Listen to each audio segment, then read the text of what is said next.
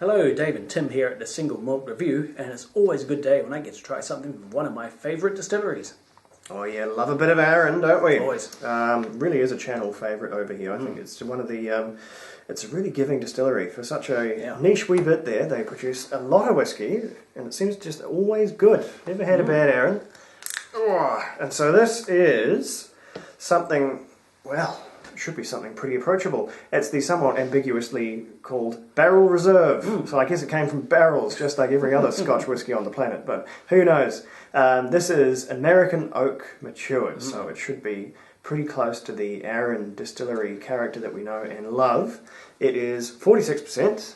Or is it only 43? I believe that's This one's 43. No, you caught me up. I was thinking about the other one.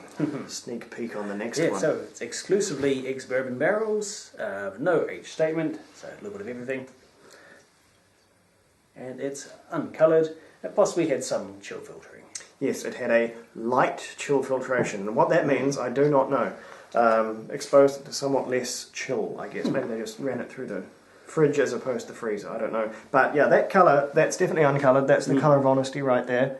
No fibs going into that one, and that's just about what you'd expect from 100% bourbon maturation. What do we call that colour in wine? Or you call that a light straw gold, I think. So like a pale pilsner. Yeah, more or less. On the nose. Don't go to the wine industry and describe a white wine as the colour of beer. That would, you'll be run out of that building pretty quick. Influence people. Oh, right. Oh, that's a very gentle nose. Yeah. Goodness me. There's obviously some bad citrus, some vanilla, all the classic bourbon nosing notes for bourbon cask matured Scotch. God, what there is first and foremost is that magical and insane Speyside character that Arran makes, despite being nowhere near, despite not being on the same landmass as Speyside. Their dedication and their precision in replicating that Speyside character is just something that always staggers me about their output. They do it so well, and I do not know how they quite manage it. It's almost like they produce a whiskey that's more Speyside than Speyside. The white fruit in here, the apple and pear, it is honestly more typically Speyside than Glenfiddich. It is that precisely in the bracket there. Oh yeah, tinned pears, tinned apple, just a light sort of medium sort of, what do they call it? When it's not in heavy syrup. Light syrup, I suppose, in that case. Just a real flowing drizzle there. Super light clover honey.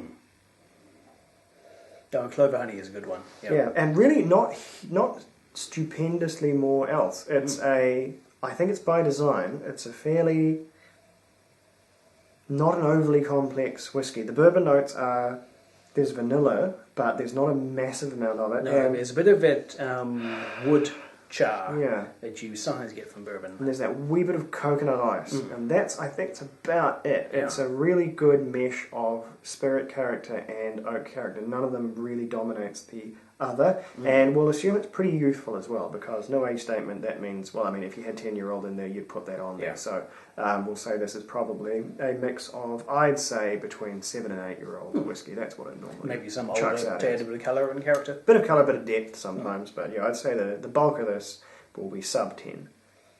So on the palate. Ooh, that is more lively than I expected. A big lemony fizz. It's really effervescent. Yeah, heaps and heaps of lemon citrus. There's some almost green apple. There's a real sharp apple, like a Granny Smith. I'm not sure you call them Granny Smith apples over there. That may be a particularly New Zealand boondoggle calling those the big green-skinned apples Granny Smiths. But yeah, big tart apple. Lots of sharp and sour lemon. I like that. Yeah, more juicy pear, and then the rest. It's a real citrus show on this one. It is just a all-round, quintessentially young bourbon matured whiskey. It's always big hallmarks we get from that particular style. It just encapsulates it nicely. Yeah, that citrus and that sort of sherbety tang that it's got, that gives a real lift to the palate. This is a very Some people describe whiskies in terms of their proximity to dinner time, and this is squarely a before dinner whiskey. This is the... If this whiskey was a wine, once again to tread on the wine industry, It's all right. They can take it. This is a Sauvignon Blanc pre-dinner. You know, this is a dry Alsatian Riesling of a whiskey. It's very, very light.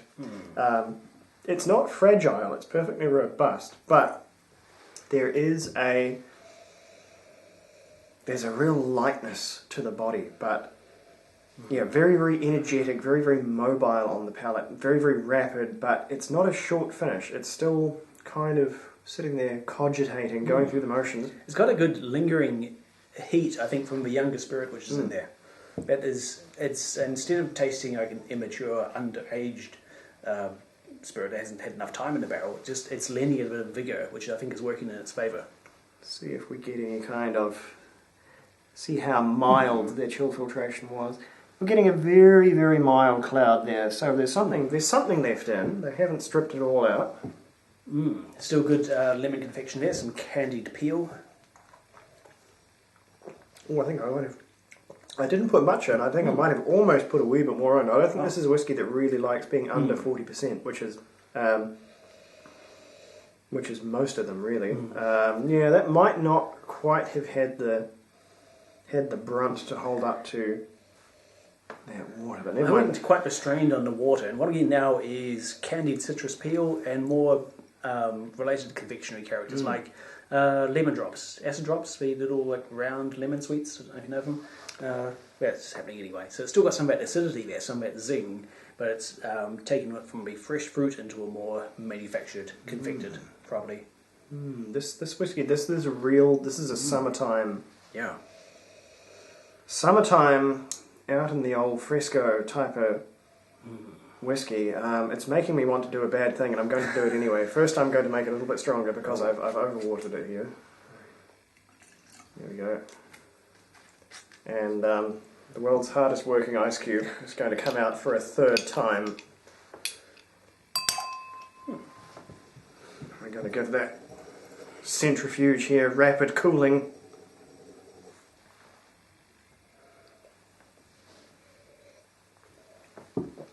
Oh Lord. Now there's a summertime whiskey. That is... In every way, that's less. You know, I'm tasting less, but I'm feeling more. Yeah, that is cool. That is crisp, and that is decadent. It's refining and distilling down those. Focusing on those fresh flavours. Uncouth, but sometimes delicious. Yeah. And as the year warms up, I find myself more and more a weakness growing to put ice with my simpler, not my staggeringly complex whiskies, but these ones, I think these ones qualify for the cube. Speaking of qualifying, how would you rate it scores wise? I would qualify this one as an 86. I think this is, obviously as a no age statement. Solo bourbon one. It's not out here to, kick any massive field goals. It's here to be a pleasant Speyside style, presumably very affordable. Extremely. There are, I think, blends which cost more than this. It is a great. It is a bargain tier. Well, then, that's definitely it's a whiskey like as I've described in the past. It's whiskey here to do a job, and it does it really well. This is a tradesman's whiskey here, and it is doing its trade, plying it superlatively. What do you think? Well, I am an Aran fan, so there's going to be no amount of bias here. I like the distillery, I like their people, I like their whole deal. For me, the Barrel Reserve, I rate an 88. It is satisfying, approachable. It is a kind of a perfect snapshot of 100% bourbon cask matured, younger whiskey. No peat, no nonsense, no oddness. Just a simple, clean, clear, and direct palette of flavours.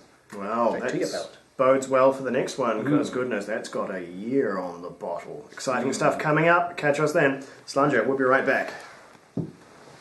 Right, that felt like good length. That felt tight.